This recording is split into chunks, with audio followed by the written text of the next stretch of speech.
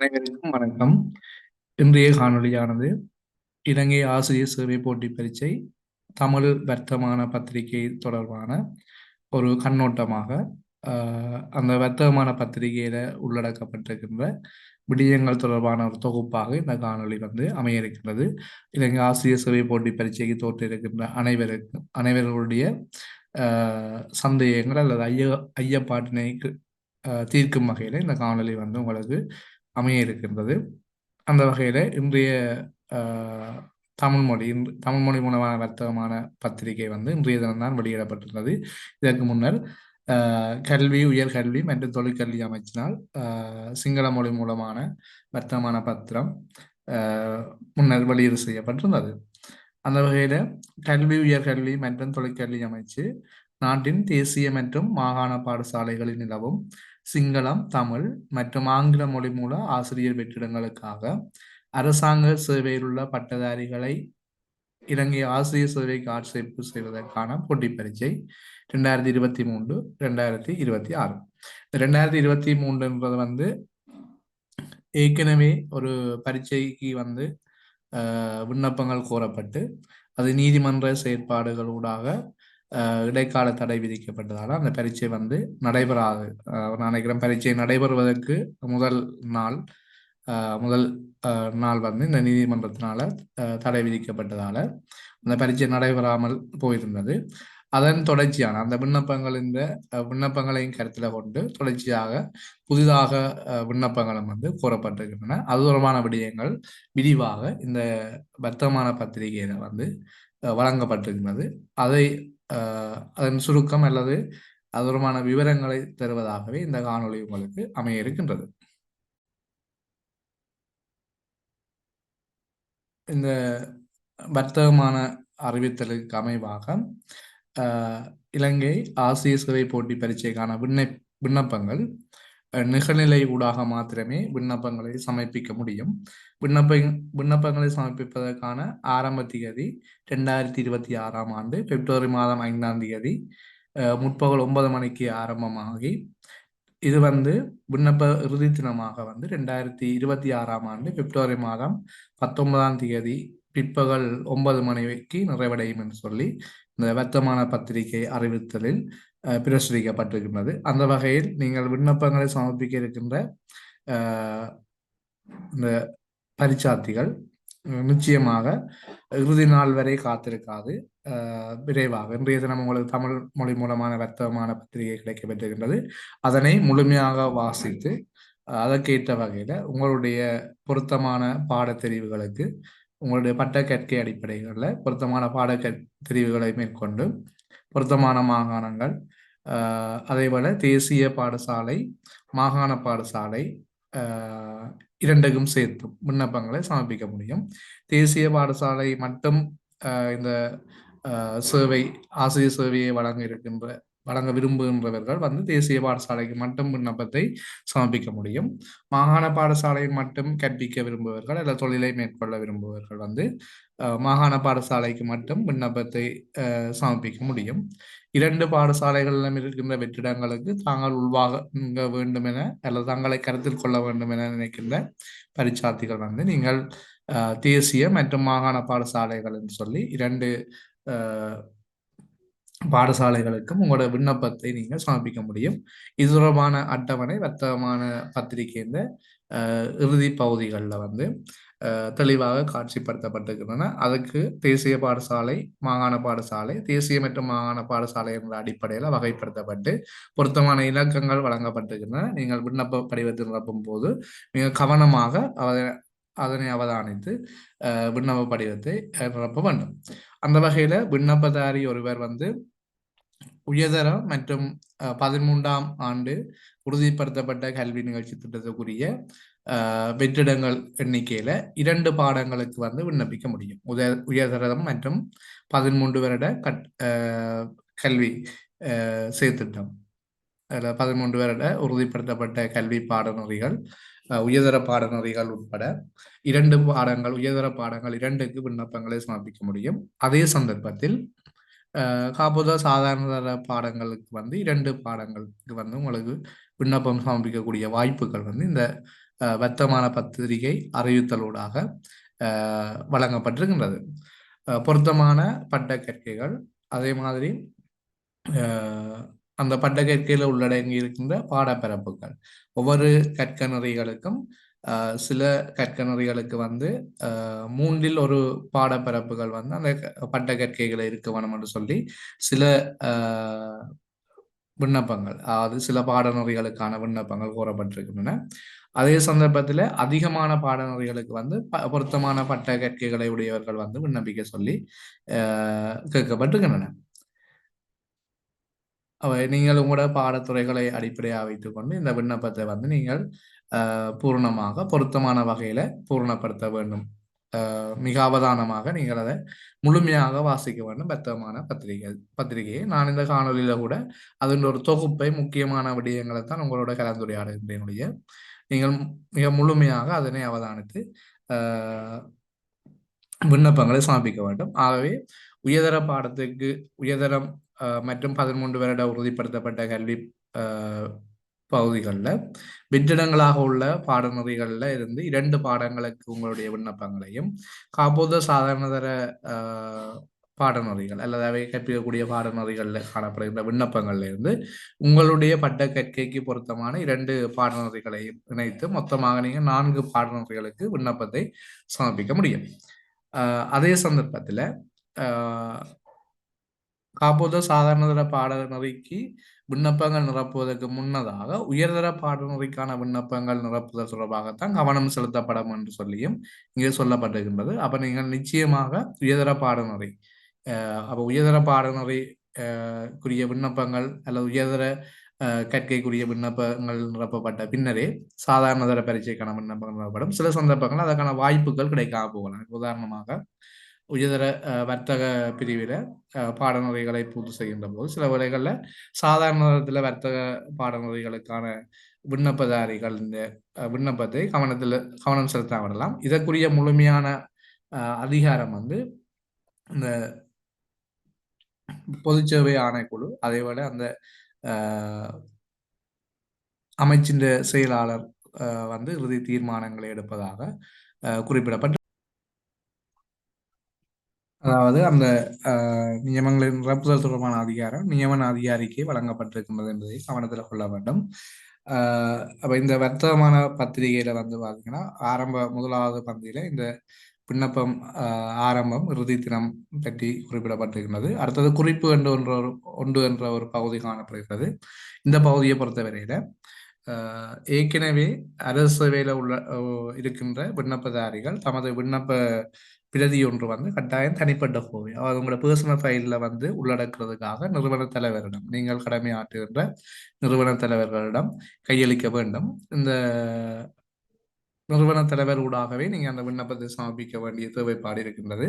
அதனூடாக இப்போ உங்களோட தனிப்பட்ட கோவைக்கு வந்து ஒரு கொப்பி, அதாவது விண்ணப்ப படிவத்தின் ஒரு பிரதி வந்து தனிப்பட்ட கோவையில் உள்ளடக்கப்படும். இந்த தனிப்பட்ட கோவையில் உள்ளடக்கப்படுகின்ற விண்ணப்ப பத்திரம் வந்து நேர்முக பரீட்சைக்கு அழைக்கப்படும் சந்தர்ப்பத்தில் அதிண்ட பிரதி ஒன்றினை அதை வந்து கொப்பி பண்ணி அதிண்ட பிரதி ஒன்றினையும் சேவை உறுதிப்படுத்த, நீங்கள் தற்போது சேவையில் இருக்கின்ற சேவை உறுதிப்படுத்தப்பட்டதாக இருக்க வேணும்.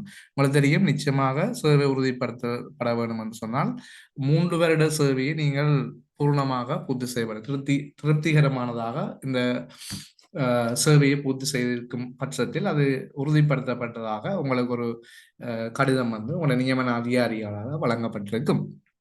ஆகவே நீங்கள் சேவை உறுதிப்படுத்தலுக்காக வந்து செய்ய வேண்டிய சில செயற்பாடுகள், உங்களோட சேவையை பொறுத்தவரையில நீங்கள் அந்த 3 வருடத்துக்குள்ள வினைத்திறன் தடைதாண்டல் பரீட்சையை வந்து சித்தியடைந்திருக்க வேண்டும். சில நிபந்தனைகள் உங்களுடைய நியமன கடிதங்களை எடுத்து பார்த்தா விளங்கும்.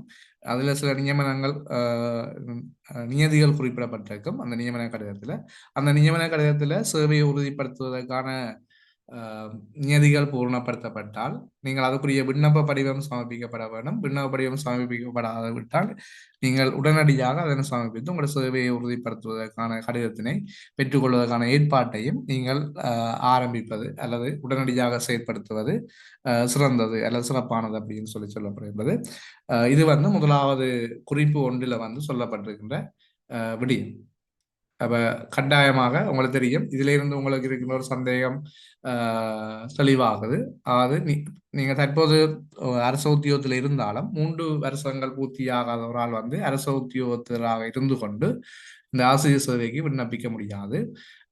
தனிப்பட்ட ரீதியில திறந்த போட்டி பரீட்சைன்னு சொல்றவ அந்த தனிப்பட்ட ரீதியில விண்ணப்பிப்பதற்கான வாய்ப்புகள் இருக்க முடிய அந்த சேவை ஊடாக தான் பாய்க்கின்ற சேவை ஊடாக இந்த விண்ணப்பத்தை சமர்ப்பிக்க முடியாது. அதேபோல இந்த குறிப்பு 2 என்ற பகுதியில் சொல்லப்பட்டிருக்கிறது.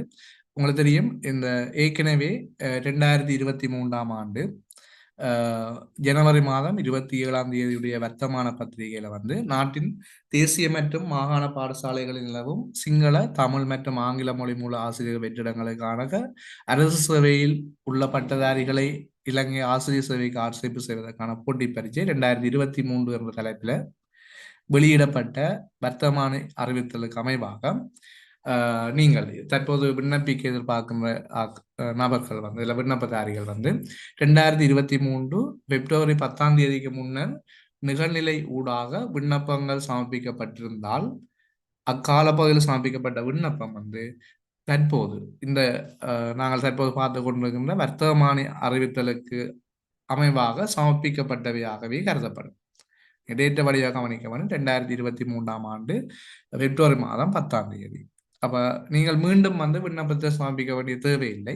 ஆனால் சில மாற்றங்களை செய்வதற்காக கீழே சில விடயங்கள் சொல்லப்பட்டிருக்கின்றன. உங்களோட அடையாள அட்டையை நீங்கள் நிகழ்நிலையில் சமர்ப்பிப்பதனூடாக அது இந்த பிரதி ஒன்றினை பெற்றுக்கொள்ளக்கூடிய வாய்ப்புகள் உங்களுக்கு ஏற்படுத்தப்பட்டிருக்கின்றது பரீட்சை திணைக்களத்தின் இந்த விண்ணப்ப படிவங்கள் சமர்ப்பிக்கின்ற நிகழ்நிலையில்.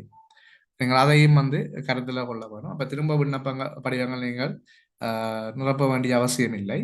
ஆனாலும் அதிலே ஒரு விடயம் குறிப்பிடப்பட்டிருக்கின்றது. 2023 பிப்ரவரி 10 முன்னர் நீங்கள் நிகழ்நிலை ஊடாக விண்ணப்பித்த ஒருவராக இருந்தாலும் தற்போது அரசு சேவையில் இல்லாத ஒருவராயின் நிச்சயமாக திரும்ப நீங்கள் விண்ணப்பங்கள் வந்து அனுப்ப வேண்டிய தேவை இருக்கு. அவர் நீங்கள் 2023 பிப்ரவரி மாதம் 10 விண்ணப்பம் கோரப்பட்ட இந்த ஆசிரியர் சேவை போட்டி பரீட்சைக்கான விண்ணப்பங்கள் சமர்ப்பிக்கப்பட்ட ஒரு அரச உத்தியோகத்தில் அல்ல அரசு சேவையில் இல்லாத ஒருவராக இருந்தால் நீங்கள் மீண்டும் இந்த விண்ணப்ப வர்த்தமானி அறிவித்தலுக்கு அமைவாக மீண்டும் விண்ணப்பங்களை சமர்ப்பிக்க வேண்டும் என்று சொல்லி வந்து இதுல சொல்லப்பட்டிருக்கின்றது. அதையும் நீங்கள் கவனத்துல கொள்ள வேண்டும். அதே போல வந்து இந்த சேவைக்கு ஆட்சேர்ப்பு செய்கின்ற முறைகளை பற்றி சொல்லப்பட்டிருக்கிறது. இது வந்து எழுத்து மூலமான போட்டி பரீட்சை நடைபெறும். கட்டாயமாக 2 பரீட்சைக்கு நீங்கள் தோற்ற வேணும். அந்த பரீட்சை தொடர்பான விடயங்களை பின்னர் பார்க்கலாம். அந்த 2 பரீட்சையிலையும் ஒரு பரீட்சார்த்தி நிச்சயமாக கட்டாயம் தோற்றப்பட வேணும். அதே சந்தர்ப்பத்தில் அந்த 2 பரீட்சையிலையும் ஆக குறைந்தது 40% புள்ளிகளை பெற்றவர் வந்து அந்த பரீட்சையில் சித்தியடைந்தவராக கருதப்படுவார். ஆனால் அவர்கள் அந்த விண்ணப்பதாரிகள் பெற்றுக்கொண்ட மொத்த புள்ளிகளின் முன்னுரிமை ஒழுங்கு அடிப்படையில் அவர்களுடைய பெயர் பட்டியல்கள் வரிசைப்படுத்தப்பட்டு நிலவுகின்ற வெற்றிடங்களின் எண்ணிக்கை, இந்த வெற்றிடங்களின் எண்ணிக்கை எப்போ தெரியும்னா நீங்க நேர்முக பரீட்சை போகும்போது தான் அது காட்சிப்படுத்தப்படும்.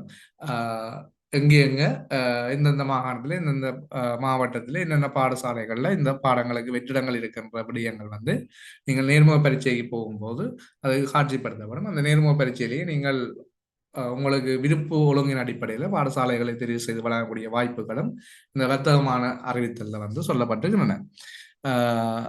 அதே போல அந்த வரிசைப்படி பெயர் பட்டியலின் வரிசைப்படி நிலவுகின்ற மொத்த வெற்றிடங்கள் என்ற அடிப்படையில் 2 மடங்கு எண்ணிக்கையிலான விண்ணப்பதாரிகள் வந்து இந்த பொது நேர்முக பரீட்சைக்கு அழைக்கப்படுகிறார்கள். பொது நேர்முக பரீட்சையில் அவை தகுதி பெற்ற பரீட்சார்த்தி என்ற பட்டியலில் கல்வி, உயர்கல்வி மற்றும் தொழிற்கல்வி அமைச்சின் உத்தியோக இணையதளத்தில் அது வெளியீடு செய்யப்படும். தகமைகளை பூர்த்தி செய்யாத விண்ணப்பதாரர்கள் வந்து பொது நேர்முக பரீட்சையின் போது நிராகரிக்கப்படுவார்கள். பொது நேர்முக பரீட்சை என்பது அவர்களுடைய ஆவணங்களை பரிசோதனை செய்கின்ற அல்லது அவர்களுடைய தகுதிகளை இந்த வர்த்தமான அறிவித்தலுக்கு அமைவான அனைத்து தகுதிகளும் பூர்த்தி செய்யப்பட்டிருக்கின்றா என்பதை பரிசோதிக்கின்ற அல்லது அதனை பரீட்சிக்கின்ற ஒரு நேர்முக பரீட்சையாகவே இந்த பொது நேர்முக பரீட்சை நடைபெறும். இதுக்கு எந்த விதமான புள்ளிகளும் வழங்கப்பட மாட்டாது. பொது நேர்முக பரீட்சை போது அவையின் அடிப்படை தகமைகள் பூர்த்தி செய்யப்படும். இந்த அடிப்படை தகமைகள் வர்த்தமான பத்திரிகையில வெளியிடப்பட்டிருக்கின்ற அடிப்படை தகமைகள் அனைத்தும் சரிபார்க்கப்பட்டு அவர்கள் அனைத்து தகவலையும் பூர்த்தி செய்யப்பட்டிருப்பார்கள் செய்முறை பரீட்சைக்கு உட்படுத்தப்படுவார்கள். செய்முறை பரீட்சையில் பெறப்படுகின்ற புள்ளிகள் செய்முறை பரீட்சையில என்னென்ன விடயங்கள் பரீட்சிக்கப்படும் என்பதும் அதற்கான புள்ளி திட்டங்களும் வந்து இந்த வர்த்தமான பத்திரிகையில உள்ளடக்கப்பட்டிருக்கின்றது. அதனை நீங்கள் பார்வையிட முடியும். செய்முறை பரீட்சையில பெறப்படும் புள்ளிகளை கல்வி உயர்கல்வி மற்றும் தொழிற்கல்வி அமைச்சு சம்பந்தப்பட்ட மாகாண அரசாங்க ஆணைக்குழுவினால் இலங்கை பரீட்சை திணைக்களத்துக்கு நேரடியாக அனுப்பி வைக்கப்படும். செய்முறை பரீட்சையின் போது விண்ணப்பதாரர்கள் பெற்றுக்கொண்ட புள்ளியையும் ஏற்கனவே எழுத்து பரீட்சை ஊடாக பெற்றுக்கொண்ட புள்ளிகளையும் இணைத்து நியமன பட்டியல் வந்து தயார் செய்யப்படும். அது பெற்றுக்கொண்ட புள்ளிகள் என்ற உயர் புள்ளிகள் என்ற வரிசைப்படி பட்டியல் படுத்தப்பட்டு நியமன பட்டியல் தெரிவு செய்யப்படும். இந்த செய்முறை பரீட்சையின் போது விண்ணப்பதாரர்களுக்குரிய வெற்றிடங்கள் நிலவுகின்ற பட்டியலும் காட்சிப்படுத்தப்படும். நீங்கள் அதற்கேற்ற வகையில் உங்களோட விருப்ப ஒழுங்கின் அடிப்படையில் பாடசாலைகளை தெரிவு செய்யக்கூடிய வாய்ப்புகள் வழங்கப்படும். ஏற்கனவே சொன்ன மாதிரி இந்த 2/4 பகுதியில் அதுதான் சொல்லப்பட்டிருக்கிறது. எழுத்து மூல பரீட்சையும் செய்முறை பரீட்சையிலும் பெறப்பட்ட மொத்த புள்ளிகள் முன்னுரிமை வரிசை அடிப்படையில் விண்ணப்பித்துள்ள மொழி மூலம் பாடம் மற்றும் பாடசாலை வகை என்ற அடிப்படையில் பாடசாலை ரீதியான வெற்றிடங்களின் எண்ணிக்கைக்கு அமைவாக ஆட்சேர்ப்பு செய்யப்படும் என்று சொல்லப்பட்டிருக்கிறது. இந்த வெற்றிடங்கள் தொடர்பான அனைத்து விவரங்களும் எந்தெந்த மாகாணத்துல என்னென்ன பாடங்களுக்கு வெற்றிடங்கள் இருக்கின்றன, எத்தனை வெற்றிடங்கள் என்றல்ல என்னென்ன பாடங்களுக்கு வெற்றிடங்கள் இருக்கின்றன என்ற விவரங்கள் வந்து இந்த வர்த்தமான இறுதி பகுதியில வந்து ஒரு அட்டவணையாக வந்து உங்களுக்கு காட்சிப்படுத்தப்பட்டிருக்கிறது. நீங்கள் அதனை பார்வையிட்டு உங்களுக்கு பொருத்தமான பாடங்கள் பட்டக்கற்கைக்குரிய பாடங்களுக்குரிய விண்ணப்பம் வெற்றிடங்கள் இருக்குமாக இருந்தால் நீங்கள் அதற்கான விண்ணப்பங்களை சமர்ப்பிக்க முடியும். அதேபோல வந்து ஒரே பாடசாலைக்கு விருப்பத்தை தெரிவித்துள்ள பல விண்ணப்பதாரர்கள் இருப்பார்களா என்றால் சமனான புள்ளிகளை அவர்கள் அனைவரும் ஒரே சமமான புள்ளிகளை பெற்றிருப்பார்களாயின் பாடசாலைக்கான நிலைப்படுத்த தொடர்பாக கல்வி அமைச்சின் செயலாளர் அதை சம்பந்தப்பட்ட மாகாண அரசாங்க சேவை ஆணைக்குழு தான் தீர்மானம் எடுக்கும் யாரை அந்த பாடசாலைக்கு நியமிக்கிறது என்பது தொடர்பான நியமனங்கள் வழங்கப்பட்டு 5 வருடங்கள் பூர்த்தியாகும் வரை அந்த பாடசாலையில கட்டாயமாக எந்த விதமான இடமாற்ற கோரிக்கையும் இன்றி அல்லது இடமாற்றங்களும் வழங்கப்படாது அவர் சேவையாற்ற வேண்டும் என்று சொல்லப்படுகின்றது. மாகாண பாடசாலைக்கு தனியாகவும் அதேபோல தேசிய பாடசாலைக்கு தனியாகவும் வந்து ஆட்சேர்ப்பு வந்து மேற்கொள்ளப்படும் என்று சொல்லப்பட்டிருக்கிறது. அதற்கு அமைவாக இந்த பரீட்சார்த்திகள் வந்து தேசிய பாடசாலைகளுக்கு தனியாகவும் மாகாண பாடசாலைக்கு தனியாகவும் அல்லது 2 பாடசாலைக்கும் சேர்த்து தனது விண்ணப்ப பத்திரங்களை வந்து அல்லது விருப்பத்தை தெரிவிக்க முடியும். தனது தெரிவின் போது 2 பாடசாலைகளையும் கருத்தில் கொள்ள வேண்டும் என்ற அடிப்படையில் அவர் விரும்பிய வகையில் நான் ஏற்கனவே இது கூறியிருந்தேன். சரியான விரும்பிய வகையில் தனிய தேசிய பாடசாலை மட்டும் கருத்தில் கொள்ள வேண்டும் என்று சொன்னால் நீங்கள் தேசிய பாடசாலைக்குரிய இலக்கத்தை விண்ணப்ப படிவத்தில் சமர்ப்பிக்க வேண்டும் விருப்பத்தில். மாகாண பாடசாலை என்றால் மாகாண பாடசாலைக்குரியதை கொடுக்க வேண்டும். 2ம் சேர்ந்து கவனத்தில் எடுக்க வேண்டும் என 2 பாடசாலை உரிய இலக்கம் தரப்பட்டிருக்கின்றது. அதனை நாங்கள் விருப்ப தெரிவாக வழங்க முடியும். தேசிய பாடசாலைகள் அல்லது மாகாண பாடசாலைகள் மற்றும் மாகாண பாடசாலைகளுக்கு மாத்திரம் விருப்பத்தை தெரிவிக்கின்ற விண்ணப்பதாரிகின்ற பரீட்சை முடிவுகள் அந்தந்த மாகாணங்களுக்கு அனுப்பி வைக்கப்படும். அந்த மாகாணங்கள் எப்படி தீர்மானிக்கப்படும் என்றால் 2022ஆம் ஆண்டு வாக்காளர் டாப்பில் பதிவு செய்யப்பட்டுள்ள மாகாணமே அவர்களுடைய நிரந்தர வதிவிட மாகாணமாக கருதப்பட்டு தேசிய பாடசாலைக்கு நிரந்தர வதிவிட மாகாணமாக கருதப்படும். அதேபோல தேசிய பாடசாலைக்கு விண்ணப்பித்தவர்களுக்குரிய முடிவுகள் வந்து காரணம் கொண்டு மாகாண சபைக்கு அல்லது மாகாணங்களுக்கு அனுப்பி வைக்கப்பட மாட்டாது என்றதும் இதில் சொல்லப்பட்டிருக்கிற விடயம்.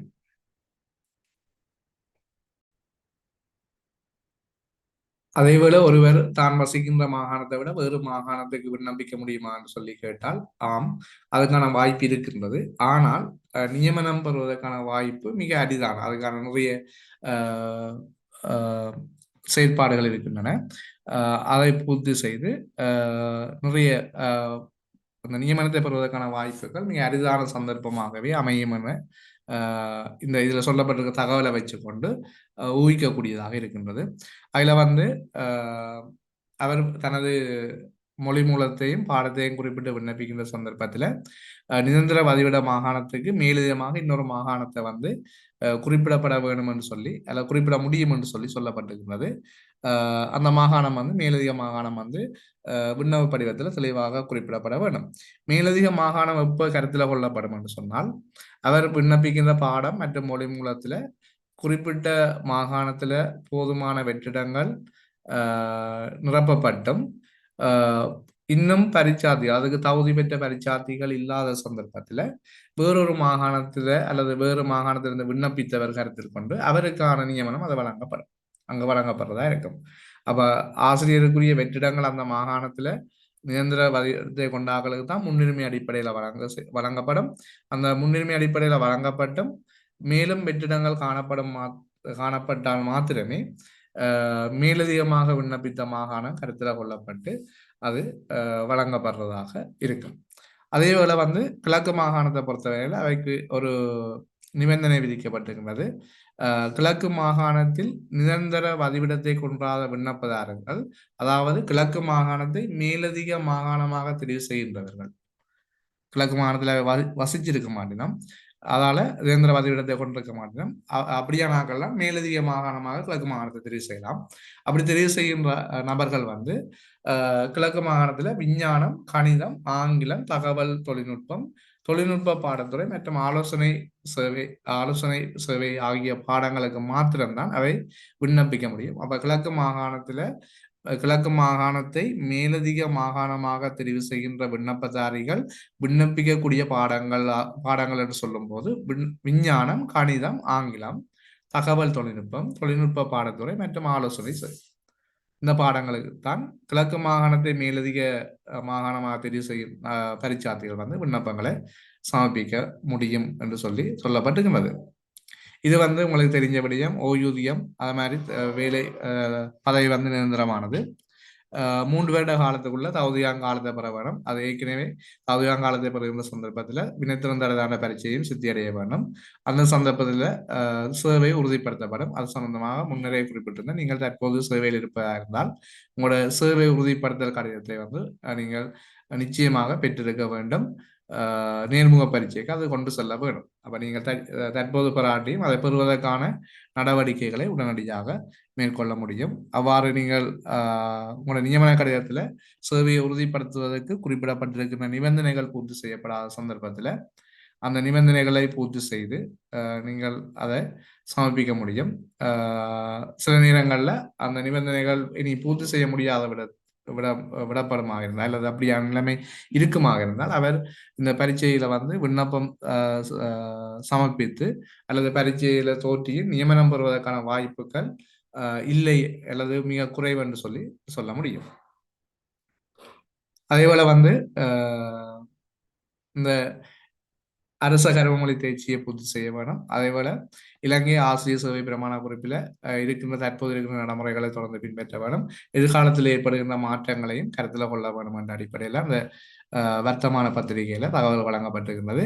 சம்பள அளவு திட்டம் இந்த பரீட்சையில சித்தியடைந்து ஆசிரியர் சேவை நியமனம் கிடைக்கும் போது நேரடியாக இலங்கை ஆசிரியர் சேவை தரம்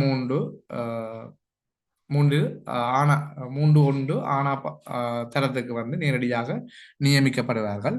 இவர்களுடைய சம்பள குறியீடாக GE 01/2025 நியமிக்கப்படுவார்கள். அதே சந்தர்ப்பத்தில் அவர் இந்த பட்டதாரி ஆசிரியர் என்றபடியால் ஆசிரியர் சேவையின் தரம் 3 வகுப்பு 1 ஆனாவில வந்து சம்பள படிநிலை 14 உள்வாங்கப்பட்டு அவர்களுக்கான சம்பளம் வந்து நிர்ணயிக்கப்படும் என்று சொல்லப்பட்டிருக்கிறது. இது ஏற்கனவே சம்பள சீர்திருத்தம் அல்லது சம்பள சுற்றறிக்கைக்கு அமைவாகவும் இது சொல்லப்பட்டிருக்கின்றன. அதே போல விண்ணப்பிகளுடைய கல்வி மற்றும் ஏனைய தகமைகள் தொடர்பாக கவனம் செலுத்துகின்ற போது இது வந்து பல்கலைக்கழக மானியங்கள் ஆணைக்குழுவினால் அங்கீகரிக்கப்பட்ட பல்கலைக்கழகம் அல்லது பல்கலைக்கழக மானிய ஆணைக்குழுவினால் அங்கீகரிக்கப்பட்ட பட்டங்களை வழங்க நிறுவனம் ஒன்றின் மூலம் வழங்கப்பட்ட ஒரு பட்டத்துடன் கூடிய தகமைகள் வந்து பூர்த்தி செய்யப்பட்டிருக்க வேண்டும். இது தொடர்பான விடயங்கள் குறிப்பு 4 சொல்லப்பட்டிருக்கிறது. அதே போல வந்து பட்ட பாடங்களில கற்றுள்ள பிரதான பாடம் அல்லது பாடங்களுக்கு அமைய மாத்திரமே தொடர்புடைய ஆசிரியர் வெற்றிடங்களுக்கு வந்து விண்ணப்பங்கள் விண்ணப்பிக்க முடியும். அதேபோல வந்து விண்ணப்பிக்கிற பாடத்துக்குரியவாறு தமது பட்டத்தின் மொத்த கிரெடிட் எண்ணிக்கையில மூன்றில் ஒரு பங்கினை பூர்த்தி செய்வர்களாக இருக்க வேண்டும். விண்ணப்பிக்கின்ற பாடத்துக்கு உரியவாறு தமது பட்டத்தின் மொத்த பாடநெறி கிரெடிட்டுகள்ல மூன்றில் ஒரு பங்கு கிரெடிட்டினை கொண்டிருந்தால் அவர் ஒரு பாடத்துக்கு விண்ணப்பிக்க முடியும் அப்படின்னு சொல்லப்படுகின்றது. இந்த நிபந்தனைகளுக்கு மேலதிகமாக விண்ணப்ப படிவத்தை பூர்த்தி செய்கின்ற விண்ணப்பதாரிகள் வந்து தமது பட்டப்படிப்புக்கு அமைய விண்ணப்பிக்கக்கூடிய பாடங்கள் குறித்து விண்ணப்பதார கவனம் செலுத்த வேண்டும். நிச்சயமாக அதை நீங்கள் மிக ஆழமாக வாசித்து அதை விளங்கி கொண்டு நீங்கள் அதுக்குரிய விண்ணப்பத்தை பாடநெறிகளை தெரிவு செய்ய முடியும். அது மாதிரி உயர்தரம் மற்றும் சாதாரண தர பாடத்திட்டங்களுக்கு ஏற்ப பட்டப்படிப்பில் உள்ள பாட உள்ளடக்கம் கருத்தில் கொள்ளப்படும். அதை நீங்கள் கருத்தில் கொள்ள வேண்டும். தகமைகளை சரிபார்க்கும் போது உயர்தரம் மற்றும் சாதாரண தர பாடத்திட்டங்களுக்கு ஏற்ப பட்டப்படிப்பில் உள்ள பாட உள்ளடக்கம் கருத்தில் கொள்ளப்பட வேண்டும். தற்சமயம் நீங்கள் உயர்தரத்தில் வேறு ஒரு பாடத்துறையை கற்று பட்ட கற்கையை வந்து வேறு ஒரு பாடத்துறையில பூர்த்தி செய்திருந்தால் நீங்கள் உங்களுடைய தகமை வந்து பூர்த்தி செய்யப்படையில்லை என்று நிராகரிப்பதற்கான வாய்ப்புகள் காணப்படுகின்றது. விண்ணப்பிக்கின்ற பாடத்துக்கு இணையாக பிரதான பாடத்தை கொண்ட பட்டம் இல்லாத சந்தர்ப்பங்கள்ல பெற்றுக்கொண்ட பட்டத்துடன் மேலதிக தகவல்கள் ஏதாவது இருந்தால் அதையும் நீங்கள் டிப்ளோமா அப்படியான கற்கனறிகள் இருந்தால் அதையும் நீங்கள் சமர்ப்பிக்க முடியும் அல்லது தகமை சரிபார்க்கும் போது அதனை கொடுக்க வேண்டும். அதேபோல வந்து விரிவான பெறுபேற்று சான்றிதழ் பாட உள்ளடக்கம் போன்ற விடயங்கள் நீங்கள் நேர்முக பரீட்சை பொது நேர்முக பரீட்சையின் போது சமர்ப்பிக்க வேண்டும் என்று சொல்லப்படுகின்றது. அதேபோல வந்து பட்ட படிப்பின் பாடங்கள் உள்ளடக்கம் தொடர்பாக ஏதாவது பிரச்சனைகள் இருந்தால் அது கல்வி உயர்கல்வி மற்றும் தொழிற்கல்வி அமைச்சர் செயலாளர் அல்லது சம்பந்தப்பட்ட மாகாண அரசாங்க ஆணைக்குழு வந்து தீர்மானம் எடுக்கும். அந்த தீர்மானம் வந்து இறுதியானதாக காணப்படும். ஏற்கனவே சொன்ன மாதிரி இந்த ஆசிரியர் வெற்றிடங்களை நிரப்புகின்ற போது ஒரு விண்ணப்பதாரர் காப்போத உயர்தரம் மற்றும் 13 வருட தொடர்ச்சியான கல்வி வேலை திட்டத்தில் உள்ள பாடங்கள் பிரிவுகளில் இருந்து 2 பாடங்களுக்கும் காப்போத சாதாரண தரம் மற்றும் ஏனைய பாட பிரிவுகளில் இருந்து 2 பாடங்களுக்கும் விண்ணப்பிக்க முடியும். இதன்போது வந்து உயர்தரம் மற்றும் 13 வருட தொடர் கல்வி வேலை திட்டத்தின் போது உள்ள பாடங்களுக்கு தான் முன்னுரிமை அளிக்கப்படும் அப்படின்னு சொல்லியும் சொல்லப்படுகின்றது. அப்ப இந்த கல்வி மறுசீரமைப்பு தொடர்பான தேசிய கொள்கைக்கு அமைவாக எதிர்பார்க்கப்படுகின்ற இலக்குகளை அடைகின்ற வகையில நேர்முக பரீட்சையை கலைக்கும் போது எந்த பாடங்களுக்கு முன்னுரிமை அளிக்கப்பட வேண்டும் என்பது இந்த கல்வி அமைச்சின் செயலாளர்களால் தீர்மானிக்கப்படும். அதற்கு அமைவாக முன்னுரிமை அளிக்கப்பட்டு நியமனங்கள் வழங்கப்படலாம். அதேபோல இந்த விண்ணப்பத்தை சமர்ப்பிக்கின்ற ஒவ்வொரு தரம் இலங்கை ஆசிரியர் சேவை பிரமாண குறிப்பு விதிக்கு அமைவாக காப்போது சாதாரண தர பரீட்சையில சிங்கள மொழி அல்லது தமிழ் மொழியில் வந்து ஒரு பாடமாக எடுத்து சித்தி அடைந்திருக்க வேண்டும். அல்லது பரீட்சை ஆணையாளர் நாயகத்தால் உள்நாட்டு காப்போத சாதாரண தர பரீட்சைக்கு நிகராக அங்கீகரிக்கப்பட்ட ஏனைய பரீட்சைகள்ல மொழி பாடத்துல சித்தி பெற்றவர்களாகவும் இருக்க முடியும்.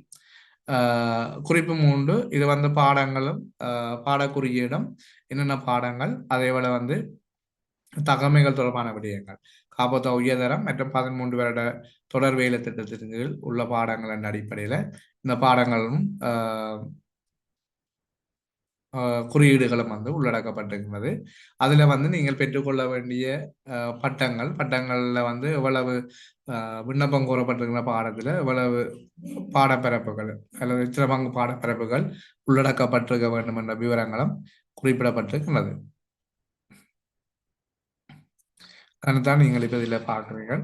உங்களுக்கு பிடிஎஃப் தேவையாக இருந்தால் இந்த வீடியோ கீழே காணொலி கீழே உங்களுக்கு ஒரு கொமெண்ட்ஸில் வந்து ஒரு வாட்ஸ்அப் குரூப் ஒன்று லிங்க் ஒன்று நான் வந்து பதிவு செய்கிறேன். நீங்கள் அதில் இணையும் போது நீங்கள் இந்த பிடிஎஃப் மட்டும் இல்லாமல் எதிர்காலத்தில் இந்த பரீட்சைகளை தோற்றுவதற்கான வழிகாட்டல் காணொலிகள் மற்றும் அது தொடர்பான பிடிஎஃப் வினாத்தாள்கள் இந்த பிடிஎஃபை நீங்கள் பெற்றுக்கொள்வதற்கான வாய்ப்புகள் இருக்கும். அதேபோல வந்து இந்த மெனப்பொருளியை பொறுத்தமல்ல இதை NVQ லெவல் மட்டம் 4 அல்லதுக்கு மேற்பட்ட மேனேஜர் டிப்ளோமாவை பெற்றிருக்கிறதும் கருத்தில் கொள்ளப்படுது. அதை நீங்கள் அவதானம் செலுத்த வேண்டும். ஒவ்வொரு பாடப்பரப்புகளிலையும் எவ்வாறு கேட்கப்பட்டிருக்கின்றன.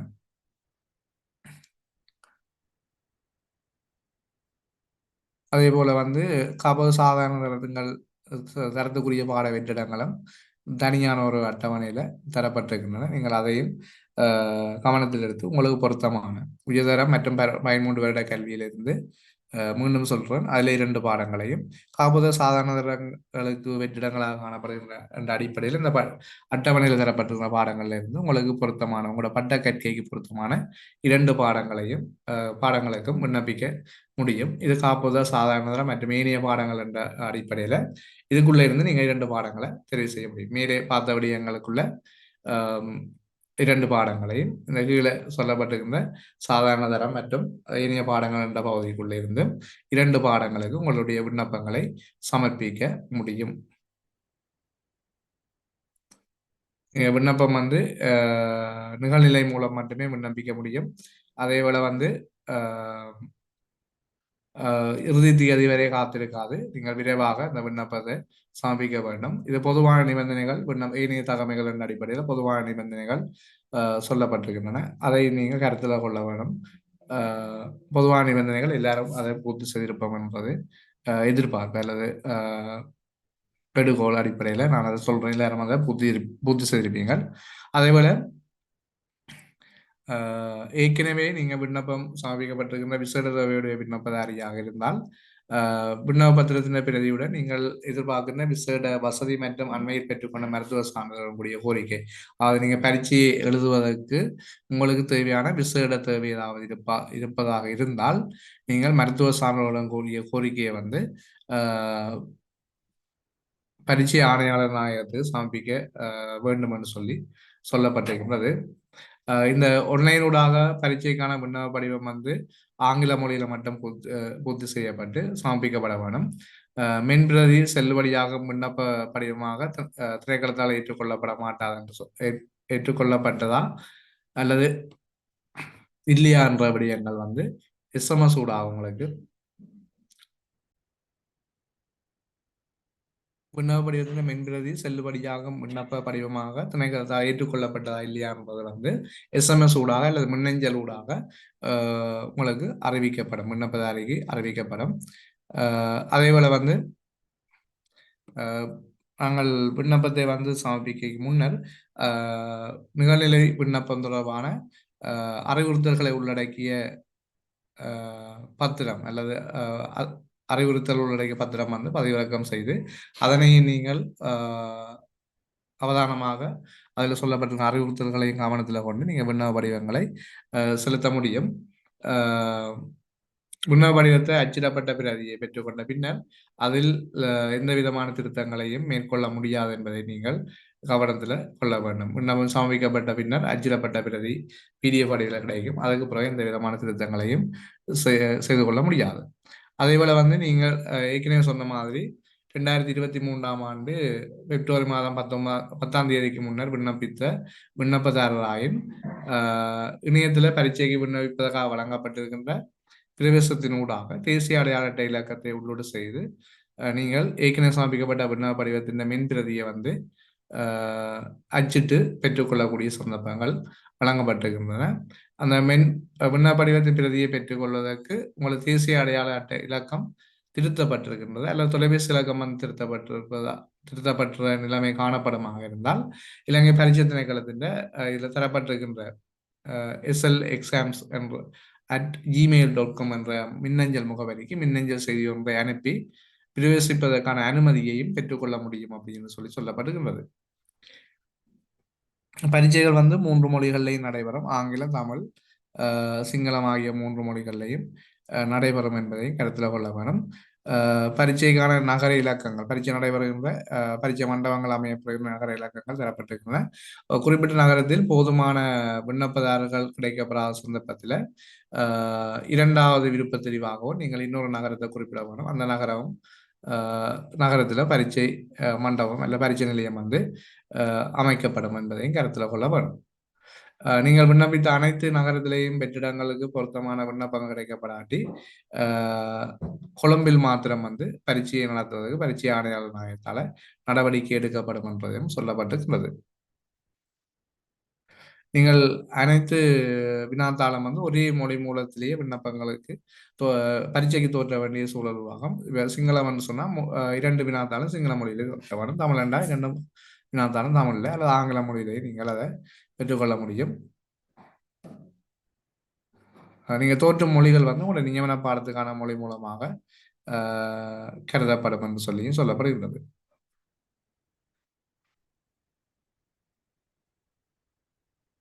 அதேபோல வந்து இப்போ தமிழ் மொழி மூலமான ஒரு பரீட்சார்த்தி வந்து நீங்கள் ஆங்கில மொழி மூலம் பரீட்சையை தோற்ற முடியாது என்பதையும் கவனத்தில் கொள்ள வேணும். அப்போ நீங்கள் பரீட்சைக்கு தோற்றுகின்ற மொழி தான் உங்களுடைய நியமன பாடத்துக்கான மொழி மூலமாக கருதப்படும். அவ்வாறு நீங்கள் ஆங்கில மொழி மூலம் பரீட்சை தோற்றினா நீங்கள் அந்த பாடமுறைக்கு ஆங்கில மொழி மூலமான ஆசிரியராக நியமிக்கப்படுறதுக்கான சந்தர்ப்பமே இருக்கு. அப்படி அதுதான் இதில் சொல்லப்பட்டிருக்கிறது.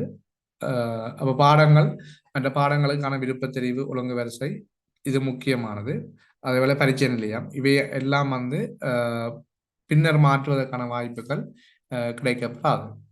ஏற்கனவே சொன்ன மாதிரி பரீட்சையில் பெற வேண்டிய புள்ளிகள் ஆக குறைந்த புள்ளி 40 வீதமான புள்ளிகளை பெறுவது கட்டாயம். அதற்கு மேற்பட்ட அதிகூடிய புள்ளிகளை பெற்றாக பட்டியல் வந்து தயார் செய்யப்படும். இது ஒரே தடவையில் அவ்வளவு பேரும் ஆட்சேர்ப்பு செய்யப்படுறதா இல்லையான்றதும் நியமன அதிகாரியினாலேயே தீர்மானிக்கப்படும்.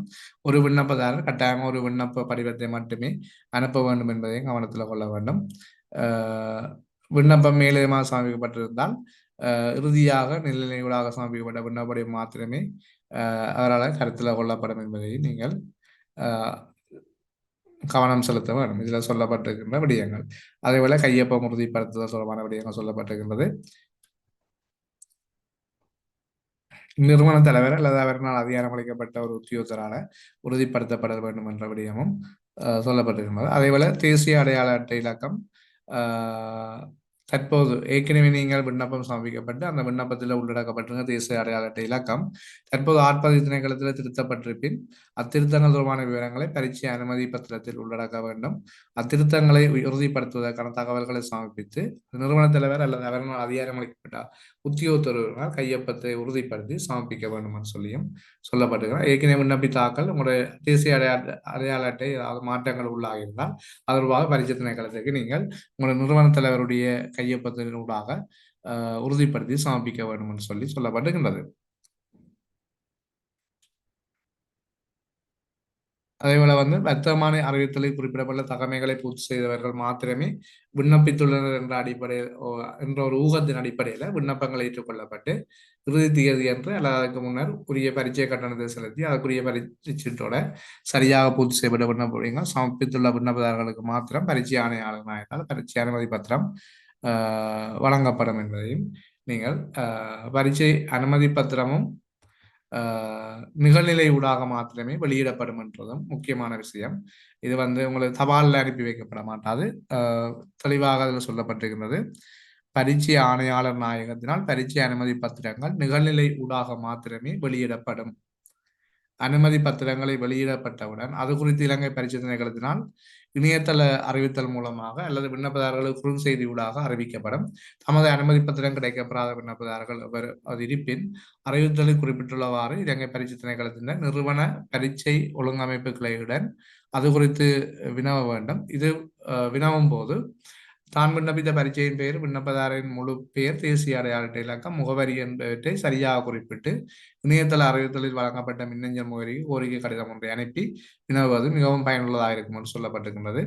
அவ்வாறு வினவும் போது பரீட்சை திணைக்களத்தால் கோரப்படும் ஏதேனும் தகவல்களை உறுதிப்படுத்துவதற்காக பூர்த்தி செய்யப்பட்ட விண்ணப்ப படிவத்தின் நகல் பிரதி மற்றும் பரீட்சை கட்டணம் செலுத்தியதற்கான பரீட்சீட்டின் நகல் பிரதி என்பவற்றை அம்சம் வைத்திருக்க வேண்டிய தேவை வந்து காணப்படுகின்றது. அப்ப நீங்க விண்ணப்ப படிவத்தை அனுப்பும் போது நீங்கள் உங்களுடைய தனிப்பட்ட கோவைக்கு ஒரு விண்ணப்ப படிவத்தை சமர்ப்பித்திருந்தாலும் நீங்கள் ஒரு விண்ணப்ப படிவத்தை பிரதி எடுத்து வைத்திருப்பது பொருத்தமானது அல்லது பிரயோசனமானதாக இருக்கும் என்று சொல்லி இப்படியான திருத்தங்கள் அல்லது விடயங்கள் இடர்பாடுகள் ஏற்படும் போது அந்த பிரதி வந்து உங்களுக்கு கை கொடுக்கும் என்பதும் கவனத்தில் கொள்ள வேண்டும். அதேபோல பரீட்சை மண்டபத்தில் அல்லது நேர்முக தேர்வின் போது முன்வைக்கப்படுகின்ற திருத்தங்கள் கருத்தில் கொள்ளப்படாது சொல்லப்பட்டிருக்கின்றது. மற்றது பரீட்சைக்கு தோற்றுதல் சம்பந்தமான விஷயம் அது ஏற்கனவே உங்களுக்கு தெரிஞ்ச விடயங்கள்லாம். ஒரு பரீட்சாதிக்கு அனுமதி பத்திரம் வழங்கப்படுவது வந்து அவர் பரீட்சைக்கு தோற்றுவதற்கு அல்லது அப்பதவியை வகிப்பதற்கான தகவல்களை பூர்த்தி செய்துள்ளார் என்பதற்கான அங்கீகாரமாக கருதப்பட மாட்டாது. பரீட்சை சித்தியடைவது மாத்திரம் நியமனம் பெறுவதற்கான ஒரு தகமையாகவும் கருதப்படாது என்று சொல்லி தெளிவாக சொல்லப்பட்டிருக்கிறது.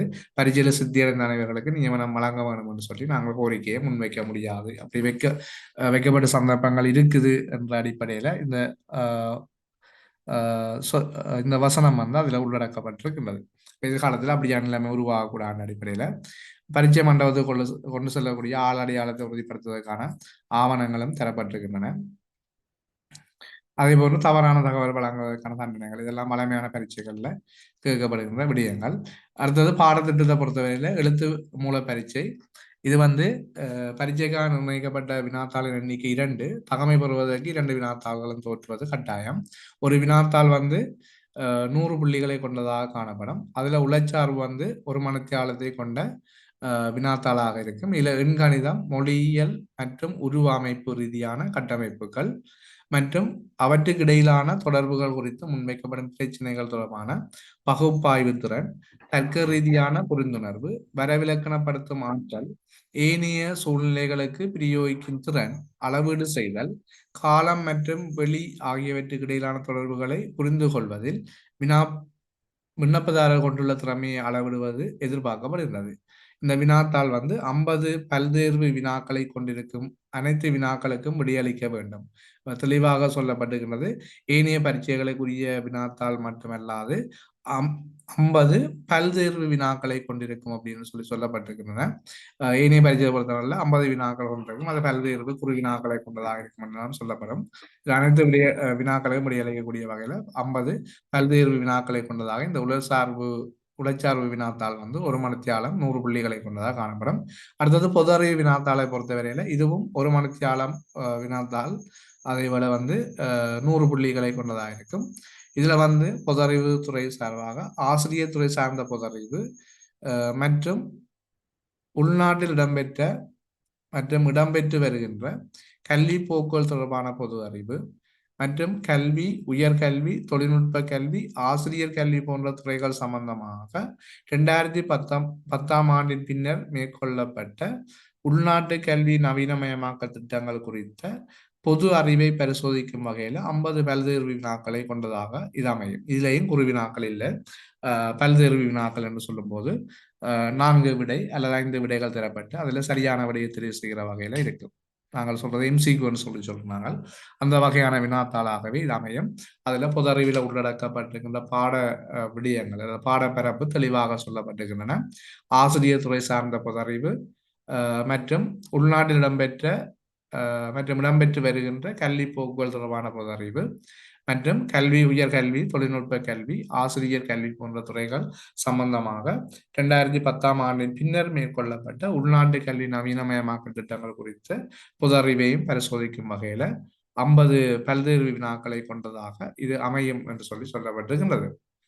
அப்ப ஆசிரியர் சார்ந்த பொது அறிவு என்று சொல்லும் போது அது வந்து தனியே வந்து தற்போதைய நிலைமைகள் மட்டுமல்ல, கடந்த கால இலங்கையின் கல்வித்துறை சார்ந்த அனைத்து தகவல்களையும் நீங்கள் பார்வையிட வேண்டும் என்பதையும் கவனத்தில் கொள்ள வேண்டும். இந்த இடத்திலேயே நான் அதை ஞாபகப்படுத்திக் கொள்றேன். இந்த யூடியூப் சேனல்ல உங்களுக்கு எம்இடி, பிஜிடி தொடர்பான பரீட்சைகளுக்காக தயாரிக்கப்பட்டிருக்கின்ற காணொலிகள் இருக்கின்றன. அந்த காணொலிகள்ல இதுல உள்ளடக்கப்பட்டிருக்கின்ற இந்த பொதறிவு வினாத்தாள் உள்ளடக்கப்பட்டிருக்கின்ற சகல விடயங்களும் உள்ளடங்கினதாக அந்த காணொலிகள் அமைந்திருக்கின்றன. அவற்றை நீங்கள் பார்வையிட முடியும். மீண்டும் உங்களுக்காக அந்த காணொலிகள் சீராக்கப்பட்டு அதுல சில உச்சரிப்பு தெளிவுகள் இல்லை என்று சொல்லப்பட்டிருக்கின்றது அல்லது தகவல் தெரிவிக்கப்பட்டு அதுகள் எல்லாம் திருத்தப்பட்டு மீண்டும் இது ஒரு வரிசை கிரம அடிப்படையில் இந்த பொது அறிவு காணொலிகள் வந்து பதிவு செய்யப்படும் என்பதையும் கவனத்தில் கொள்ள வேண்டும். நீங்கள் நமது சேனலை சப்ஸ்கிரிப்ஷன் செய்து எங்களுக்கான ஆதரவினை வழங்க வேண்டும். இந்த சந்தர்ப்பத்தில் அதனையும் வந்து உங்களுக்கு தெரிவித்துக் கொள்கிறேன். பொது நேர்முக பரீட்சை புள்ளி வழங்கப்பட மாட்டாதுன்னு சொல்லி நான் ஏற்கனவே குறிப்பிட்டிருந்தேன். அதே மாதிரி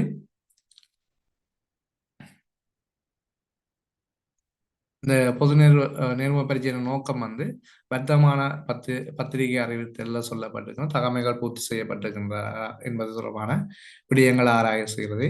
இந்த நேர்முக பரீட்சைன்ற நோக்கம். செய்முறை பரீட்சையை பொறுத்தவரையில இது வந்து ஒரு தலைப்புகளை முன்வைப்பு ஒன்று செய்ய வேணும். 5 நிமிடங்களுக்கு அந்த முன்வைப்பு அமைய வேணும். அதுல வந்து என்ன வகையில புள்ளிகள் வழங்கப்படும் என்ற புள்ளி திட்டங்களும் உங்களுக்கு தரப்பட்டிருக்கின்றன. நீங்கள் அதையும் கவனத்தில் கொள்ள வேண்டும். 25 புள்ளிகள் மொத்தமாக செய்முறை பரீட்சைக்கு வழங்கப்பட இருக்கின்றது. இது வந்து எதிர்பார்க்கப்படுகிற நோக்கம் வந்து கற்றல் கற்பித்தல் செய்முறையில விண்ணப்பதாரர்கிட்ட இருக்கிற திறமையை வந்து அளவீடு செய்வதாக இது கவனத்தில் கொள்ளப்படும். ஒரு விண்ணப்பதாரர் வந்து தான் விண்ணப்பிக்கும் பாடசாலை வகைகள் ஒன்றுக்கும் மேற்பட்ட பாடங்களுக்காக செய்முறை பரீட்சைக்கு தோற்ற தகுதி பெறுவாராயின் அவர் தகுதி பெறும் அனைத்து பாடங்களுக்கு உரியவாறு தெரிவு செய்யப்பட்ட தலைப்புகளின் கீழ் முன்வைப்புகளை செய்வதற்கு தயாராக இருத்தல் வேண்டும். அப்படி செயல்முறை பரீட்சைக்கான சபை வந்து விண்ணப்பதாரின் விருப்பத்தை கருத்தில் கொண்டு தெரிவு செய்யப்பட்ட ஒரு தலைப்பின் கீழ் மாத்திரம் முன்வைப்பினை செய்வதற்கு வாய்ப்பளிக்கும். அவர் வந்து ஆவது இதில் சொல்லப்பட்ட விடயம் வேண்டாம். அவர் ஒன்றுக்கும் மேற்பட்ட பாடங்கள்ல செய்முறை பரீட்சைக்கு தோற்றுவதற்கு தகுதி பெற்றிருக்கிறாரா இருந்தால் அனைத்து பாடங்களும் அவர் தகுதி பெற்ற அனைத்து பாடங்களுக்குமான தலைப்புகள்ல ஒவ்வொரு செய்முறை பரீட்சையும் தயார்படுத்தி வச்சிருக்க வேணும். அப்படி தயார்படுத்தி வச்சிருக்கின்ற ஒரு செய்முறை பரீட்சையிலிருந்து செய்முறை பரீட்சை சபை வந்து சொல்ற அல்லது இந்த விருப்பத்தை கருத்துல கொண்டு அல்ல விண்ணப்பதாரன் விருப்பத்தை கருத்துல கொண்டு தெரிவு செய்யப்பட்ட ஒரு தலைப்பில வந்து விண்ணப்பத்தை முன்வைக்கிற மாதிரி அல்லது செய்முறை பரீட்சை முன்வைப்பை வந்து மேற்கொள்றதுக்கு வாய்ப்பளிக்கும் என்று சொல்லப்படுகின்றது. செய்முறை பரீட்சை தொடர்பான நடைமுறைகள் சொல்லப்பட்டிருக்கின்றன. அடுத்த நியதிகள் நோக்கம் தொடர்பான விடயங்களும் சொல்லப்பட்டிருக்கின்றது. 5 நியதிகள் இந்த செய்முறை பரீட்சைக்காக வழங்கப்பட்டிருக்கின்றன. அவை இந்த நோக்கங்களும் அதில் சொல்லப்படுகிறது. நீங்கள் அதனை மீண்டும் ஒரு தடவை வாசிக்க வேணும். அடுத்தது பரீட்சை கட்டணம் 2700 ரூபாய். இது வந்து நிகழ்நிலை முறை மூலம் மட்டுமே செலுத்தப்படும் என்று சொல்லப்படுகின்றது. அது கிரெடிட் கார்டு அது மாதிரி இணைய கொடுப்பன வசதி செய்யப்பட்ட வங்கி வரவட்டைகள் இலங்கை வங்கியின் நிகழ்நிலை வங்கி முறையூடாக செலுத்தலாம். அதே மாதிரி பேங்க் ஆப்ஸ் லோன் இலங்கை வங்கி கிளை ஊடாக ஸ்லிப் பேமெண்ட்ஸ் ஊடாகவும் இதை செலுத்த முடியும் என்று சொல்லப்பட்டிருக்கின்றது. இதுவும் கொடுப்பனவு தொடர்பான ஏனைய விடயங்களும் இந்த கொடுப்பனவு கிடைக்கப்பெற்ற தொடர்பாக SMS ஊடாக இல்லை மின்னஞ்சல் ஊடாக அறிவிக்கப்படும் என்று சொல்லப்பட்டிருக்கின்றது. இந்த பணம் வந்து இக்காரணம் கொண்டும் வேறு ஒரு பரீட்சைக்கு வந்து மாற்றப்படாது என்பதையும் சொல்லியிருக்கிறோம். அந்த பரீட்சை பெறுபவர்கள் தொடர்பாக அது வெளியீடு செய்யப்படுகின்ற விதம் படவாகவும் அதில் சொல்லப்பட்டிருக்கின்றது. விண்ணப்பங்களை நிரப்புவதற்கான அறிவுறுத்தல்கள் வந்து அட்டவணை 1, 2, 3, 4, 5 ஆகியவற்றில் தெளிவாக குறிப்பிடப்பட்டிருக்கின்றது. அதை நீங்கள் கருத வேணும். அட்டவணை 1 மொழி மூலத்தை வெளிப்படுத்துகின்றது. அட்டவணை 2 நீங்கள் எந்த வகை பாடசாலைக்கு விண்ணப்பங்களை சமர்ப்பிக்கின்றீர்கள் என்பதையும், அடுத்த அட்டவணை 3 மாகாணத்தையும், அட்டவணை 4 மாவட்டம் அல்லது நகரத்தையும் உள்ளடக்கியிருக்கின்றது. இதில் சொல்லப்பட்ட மாவட்டம் அல்லது நகரம் நீங்கள் பரீட்சைக்கு தோற்றுவதற்கான மாவட்டம் அல்லது நகரமாகவே அமைகின்றது. உங்களுக்கான விண்ணப்பம் வந்து இந்த ஒரு சந்தர்ப்பம் மாவட்ட அடிப்படையில் வந்து கோரப்படையில் ஆகவே இதில் எழுதப்பட்டுள்ள மாவட்டம் அல்லது நகரம் நீங்கள் பரீட்சை மண்டபத்தை தெரிவு செய்வதற்கான மாவட்டம் அல்லது நகரமாகவே காணப்படுகின்றது. அதற்கு கீழாக வந்து ஒவ்வொரு மாகாணத்திலேயும் தேசிய பாடசாலைகள் மற்றும் மாகாண பாடசாலைகளில் ஒவ்வொரு பாடத்துக்கும் காணப்படுகின்ற வெற்றிடங்கள் காணப்படுகின்றதா இல்லையா, காணப்படுது என்று சொன்னால் டிக் பண்ணப்பட்டிருக்கு, இல்லை என்று சொன்னால் அந்த இடத்துல எந்த விதமான அடையாளமும் விடப்படாமல் காணப்படுகின்றது. இப்போ நீங்கள் வெற்றிடங்கள் காணப்படுகின்ற மொழி மூலங்களுக்கு ஏற்ற வகையில் நீங்கள் விண்ணப்பங்களை சமர்ப்பிக்க முடியும். இவ்வளவு விடயங்களுக்கு தான் இந்த இன்றைய தினம் வழியாக இருந்த தமிழ் மொழி மூலமான வர்த்தமான அறிவுறுத்தல்ல வந்து இருக்கின்ற விடயங்கள். அது ஒரு சாராம்சம் வந்து உங்களுக்கு நான் முன்வைத்திருக்கிறேன். உங்களுக்கு ஏதாவது சந்தேகங்கள் இதில் இருக்குமாக இருந்தால் நீங்கள் கொமெண்ட்ஸில் வந்து அதனை வினாவ முடியும். அதுக்கான பதில்கள் வந்து உங்களுக்கு வழங்கப்படும். அதே போல இதில் 14வது விடயத்தில் சொல்லப்படும் நேர்முக பரீட்சைக்கு நீங்கள் சமூக வழிக்காக சந்தர்ப்பத்தில் திரும்ப மீண்டும் அந்த நேர்முக பரீட்சைக்காக கருத்தில் கொள்ளப்பட மாட்டாது அப்படின்னு சொல்லப்பட்டிருக்கிறது. மற்றது அனைத்து நேர்முக பரீட்சைக்குரிய அனைத்து சான்றிதழிலும் மூலப்பிரதிகள் சமர்ப்பிக்கப்பட வேண்டும். அதுக்கு பிறகு சமர்ப்பிக்கப்படும் எந்த ஒரு சான்றிதழும் ஏற்றுக்கொள்ளப்பட மாட்டாது என்பதையும் சொல்லப்பட்டிருக்கிறது. ரைட், இவ்வளவு விடயங்களும் வந்து இதுல வர்த்தமான பத்திரத்தில் சொல்லப்பட்டிருக்கிற விடயங்கள். நாங்கள் மீண்டும் இந்த இலங்கை ஆசிரியர் சேவை போட்டி பரிசு தொடர்பாக இன்னொரு காணொலியில் சந்திப்போம். இத்தோடு இந்த காணொலியை நிறைவு செய்கிறோம். நன்றி.